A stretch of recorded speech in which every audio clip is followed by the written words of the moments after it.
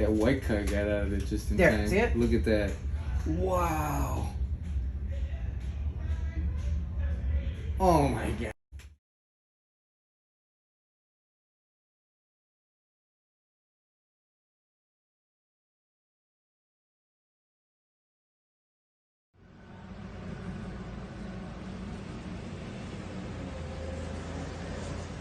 What's up, guys? Been a while since I've posted on here, but I had that footage fall in my lap and I had to post it. It's so crazy. That car was just traded in like a day or so ago, and that car is a part of a local car club. It was a really good looking ride. It was a lot boy that had that car out. He slid across 4 lanes of traffic and luckily only hit one Jeep at another dealership. But it sucks to see the roads are getting cold and wet here in Buffalo. It's in the 40s. So, I mean, it happens. But I got more videos coming, some drag racing too. And then I'm going to touch on a couple other things, like why I haven't posted a lot of street shenanigans videos on the channel. I know that's why a lot of you are here. So like and subscribe, and I'll see you next time.